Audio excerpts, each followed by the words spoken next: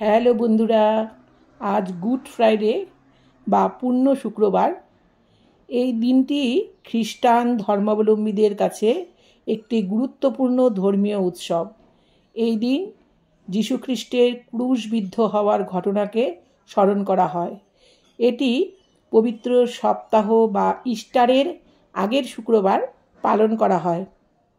এই good Friday হলো যীশুখ্রিস্টকে ক্রুশে বিদ্ধ করার স্মৃতিচিহ্ন হিসাবে পালন করা হয়। খ্রিস্টান ধর্মাবলম্বীদের বিশ্বাস, যিশু মানবজাতির পাপের জন্য নিজের জীবনকে উৎসর্গ করেছিলেন। তাই এই দিনটিকে তারা অনুশোচনা ও প্রার্থনার দিন হিসাবে উৎসর্গ করেছেন।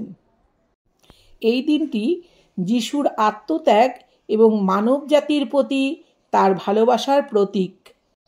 অনেক দেশেই এই দিনটি আইনি ছুটি হিসাবে পালিত হয়ে থাকে।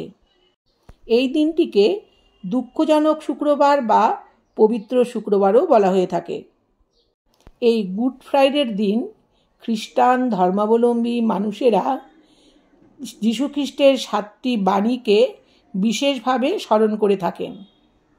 আজ থেকে প্রায় 2000 বছর আগে জেরুজালেমের গ্যালিলীয় অঞ্চলে একজন যুবক মানুষের কাছে মানবতা, ঐক্য এবং অহিংসার বাণী প্রচার করেছিলেন। তিনি যে দেখতে সুদর্শন ছিলেন তাই নয়, তার কথাগুলো কিন্তু খুব স্বর্গীয় ছিল।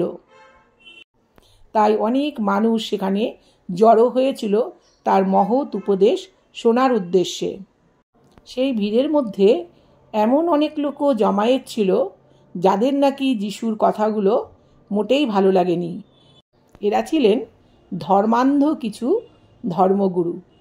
তারা যিশুর কথা শুনে ক্ষিপ্ত হয়ে ওঠে এবং তখন তারা সরাসরি চলে যান রোমের শাসকের কাছে এবং যিশুর বিরুদ্ধে তারা অভিযোগ জানান। একজন যুবকের এত স্পর্ধা দেখে রোমের শাসকও আশ্চর্য হয়ে যান। তখন তিনি রাষ্ট্রদ্রোহিতা ও ধর্মের অবমাননা করেছেন বলে যুবকটিকে মৃত্যুদণ্ডের আদেশ দেন। আর যাকে মৃত্যুদণ্ডের আদেশ দেওয়া হয়েছিল তিনি কিন্তু আর কেউ নন, আমাদের যীশুখ্রিস্ট। মাত্র 33 বছর বয়সে তাকে ক্রুশে বিদ্ধ করে হত্যা করা হয়েছিল এবং সেই দিনটি ছিল শুক্রবার। এই দিনটি ইতিহাসে একটি বেদনাদায়ক দিনও বটে। মৃত্যুর সময় তার মুখ দিয়ে 7টি মহান বাক্য বের হয়েছিল। তাই এই দিনটিকে শুভ বলে মনে করা হয়, অর্থাৎ গুড ফ্রাইডে। মূলত এই দিনটি যিশুর আত্মবলিদান দিবস হিসাবেই স্মরণ করা হয়। মনে করা হয় যে এই দিনটি সত্যের জয়ের বাণী প্রচারের একটি আদর্শ দিন। খ্রিস্টান ধর্মাবলম্বী মানুষেরা মনে করেন যিশুর মৃত্যুর 3য় দিনে, অর্থাৎ রবিবার দিন, তিনি আবার পুনরুজ্জীবিত হয়েছিলেন এবং সেই দিনটিকে ইস্টার সানডে বলে আখ্যা দেওয়া হয়। এই ইস্টার সানডেও কিন্তু খ্রিস্টান ধর্মাবলম্বী মানুষের কাছে একটি পবিত্র দিন বলে গণ্য করা হয়।